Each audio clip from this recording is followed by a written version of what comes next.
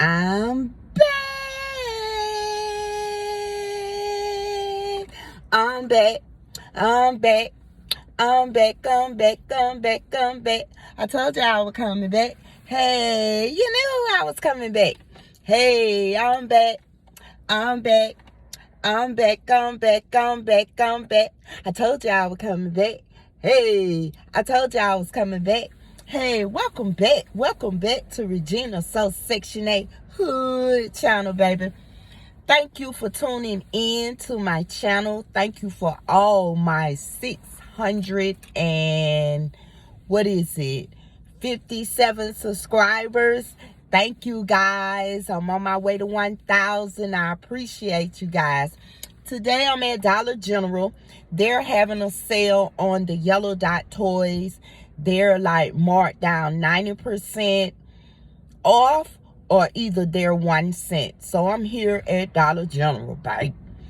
I wanted to come to you guys and talk about this violence that's been going around, with these kids. This gun violence is just overwhelming, and it's outrageous. Like, these kids, how they getting these guns? Y'all know how they getting these guns.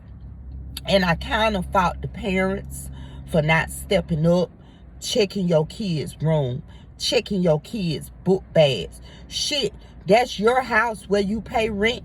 Go through their drawers. Go through their closets.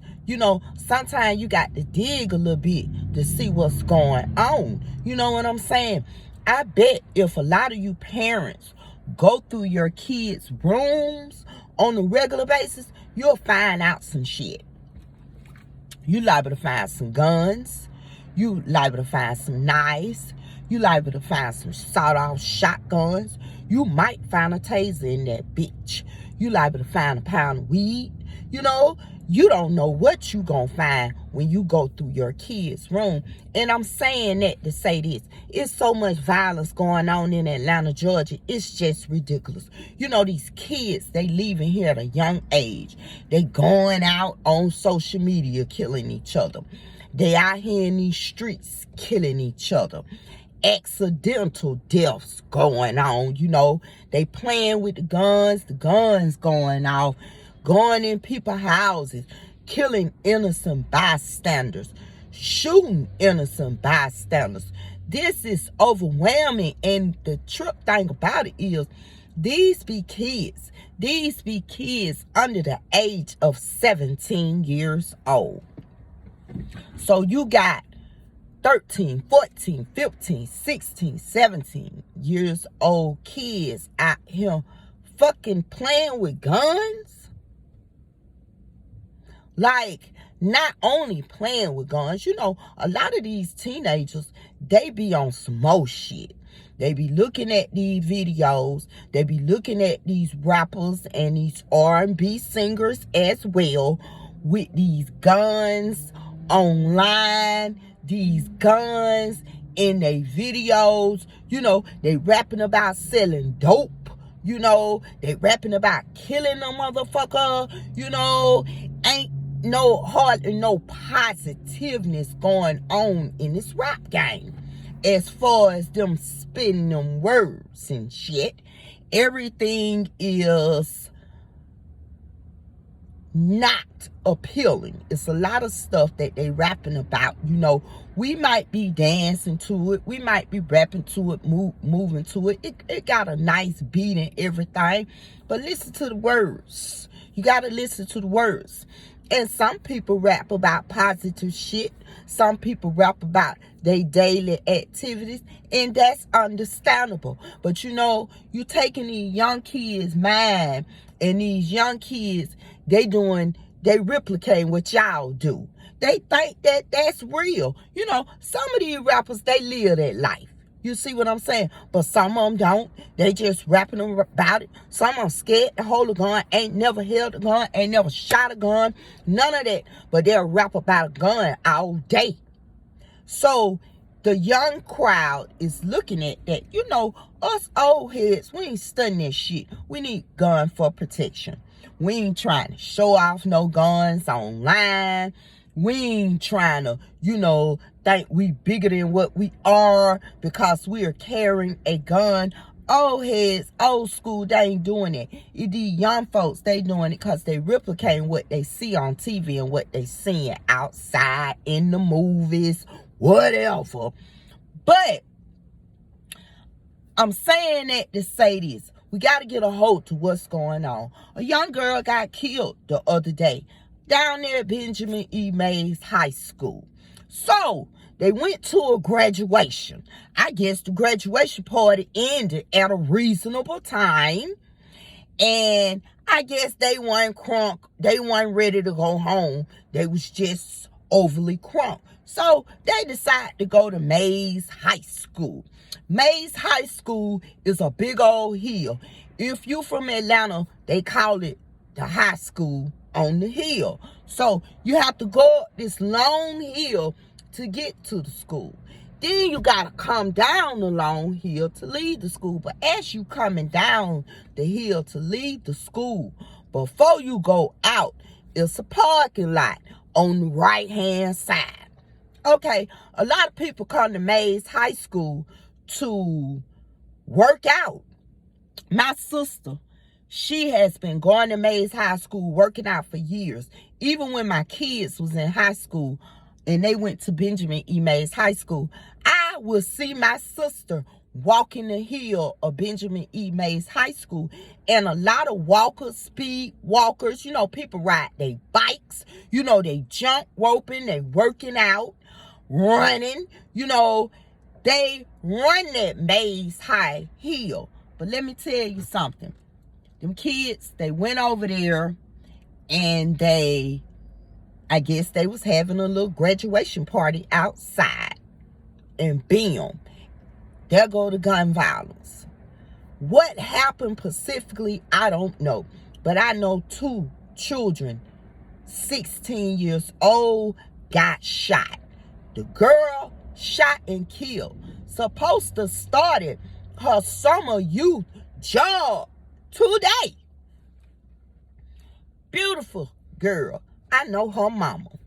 Like, I don't know her mama personally, but the person that she's best friends with, I know her personally. She's like a daughter to me. So with that being said, son gotta give. And I don't want to get into parents are partially to blame, but they are. Like 2:30 in the morning. Do you know where your kids are? Shit, 11 o'clock at night. Do you know what your kids are? More or less 2:30 in the morning. See, this incident happened at 2:30 a.m. in the morning.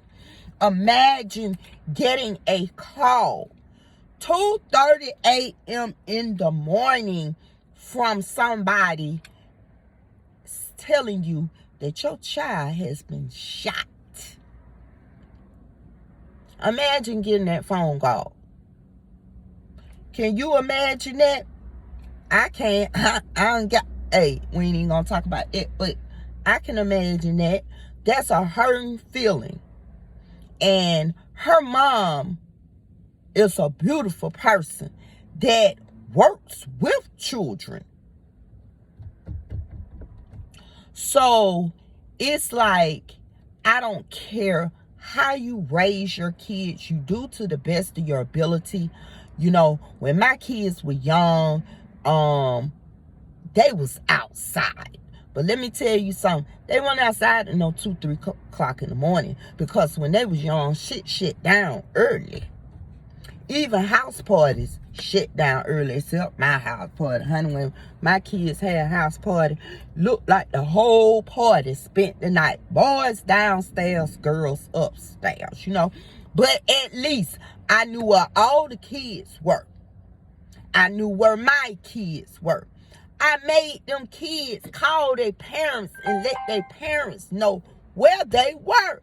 Half of them, I had to speak to their parent on the phone to let them know this is real. They are over my house. You can come get them whenever you get ready. Everybody need to go home tomorrow by 12 noon. Because, you know, I cook breakfast and everything. Them kids, they ain't even want to leave my house after 12 noon. I leave and come back. They're still there. But my thing about it is you got to know where your children are, especially at a young age. It's so much going on out here in these Atlanta streets. Whatever streets you in, I don't know, but I hear in the ATL, it's a lot going on out here where you got to keep tabs on your kids. Man, I got grown kids. You don't think I call my kids and say, what y'all doing? What's up? Where you at? When my kids go out and they're grown, go out to a club or a party, drinking or something of that matter, you know what I tell them? 2 drink minimum. Don't be in there getting drunk to a point where you don't know how you got home. You know, have a designated driver.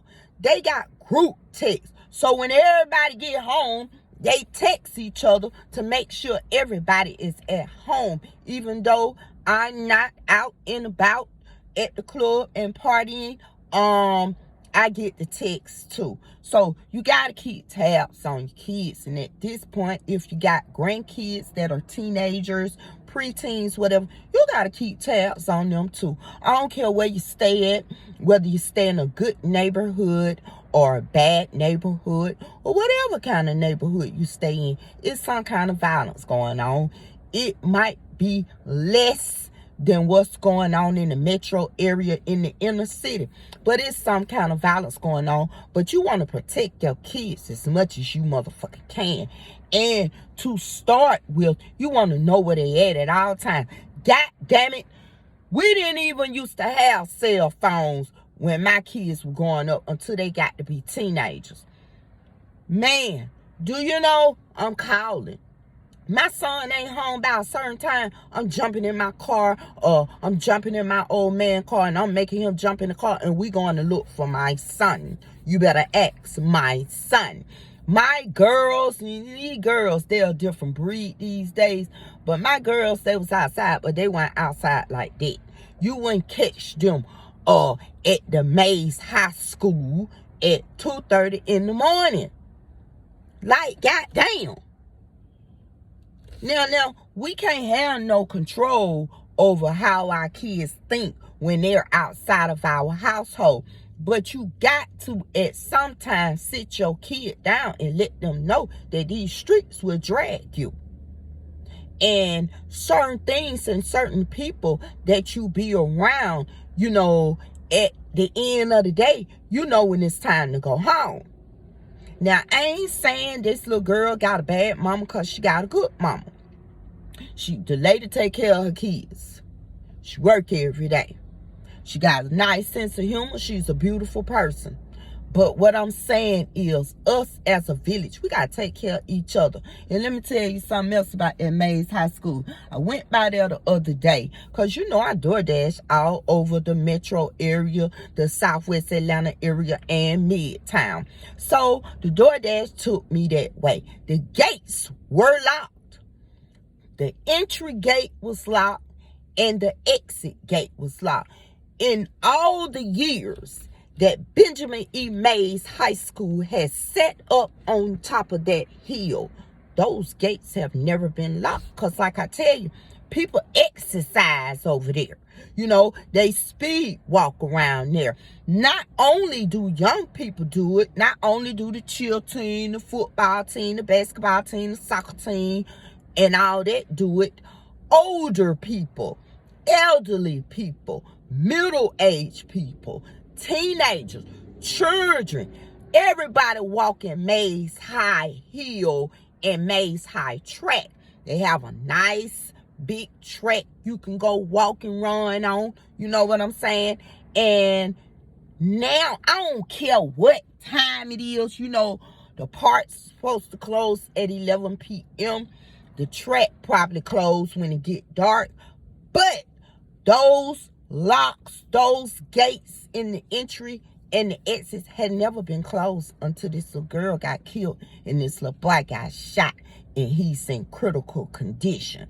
And that, you see, like I tell my children all the time, whatever you do outside of your household, it affects your whole family, whether it's good or bad. When you do something good, baby, you can bless your family. You know, whether you went up on your job from associate to a manager or a general manager or a supervisor, you know, you get paid more. You know, that's better for your household. You know what I'm saying? You know, if you get a deal, a record deal, or a film deal, or something that has to do with your talent, that's a prosperity for you and your family. But let me tell you something. When you go out here and you're stealing, and you get caught in these streets, and you go out here and you're shooting people, and you go out here and all this type of shit going on, that affects your whole family as well. Because let me tell you something. Once you do that, then everybody on the outside looking at your family like, what the fuck going on with their family? Why is these folks at you like that? You feel what I'm saying? And my thing about it is you do good, your family do good. You do bad, your family do bad. Sometimes they do worse. You go to jail, god damn it, your family got to take care of you in jail. Here they go. They go extra income going out the door, you know, because you got to eat you some snacks and some noodles while you're in jail. You need money. You got to have this. You got to have that. We got to come visit you. We got to catch a bus. We got to put gas in the car. We got to come visit you once or twice out of a month. You know, that's taken from the whole household. You're calling on the regular. We tired of your ass because you shouldn't have got in trouble from the get-go. So with that being said, let me tell y'all something. Y'all need to check up on these kids. Y'all need to make sure these kids good. Sometimes these kids be going through something, you know, and certain things that people do or say will trigger them. You know, I've been seeing a lot of children now. I just wanted to put this out here. I've been seeing children out here that have been actually having problems, mental problems. Now, I ain't saying they're retarded or no shit like that, but they've been having mental problems and ain't nobody been helping them take care of it. And it's a lot of resources out here. So when these kids having these mental problems, they go do stupid shit. They go do stuff that you would never think that they would do. And one of the things is shooting people. You know, kids be playing with guns, and sometimes it's not an intentional shooting. You feel what I'm saying? But the shit happens. You feel what I'm saying? So we got to do better as parents, as a family, and we got to do better as a village. And these kids so grown nowadays, you don't know who to correct, when to correct, not correct. The only thing you can say is, sweetheart, don't do that. It's gonna be okay. You know, give a motherfucker a hug. It'll make them feel better, especially if you're smelling good. But I just want to say, rest in peace to the little girl. She gone too early. Gone way too early. She wasn't number 16. Her ass should have been here another 80 years. So let's just be mindful of how the world revolves now. Ain't no sympathy for nobody. Don't nobody care these days. So when you do find somebody that cares, you need to listen to them and respect them. And I want y'all to always keep in mind, whatever you're going through, I don't care what it is, always talk to God. And I know it's going to be hard. And I know it's a lot of people out here that have lost their children to gun violence or some kind of violence, domestic violence. And my heart, like seriously, my heart goes out to you. My heart really goes out to you. You don't know how much I know what you're going through. And that's another story one day. But I just want to say, I know when school starts back in August 2023, some of them ain't going back because of gun violence and violence, domestic violence and negligence and all kinds of stuff like that. And we, as a village, we got to look out for each other and we got to do better. So with that being said, it's a terrific Tuesday. And I'll be back. You know, coming back. Peace, love, and blessings. Amen.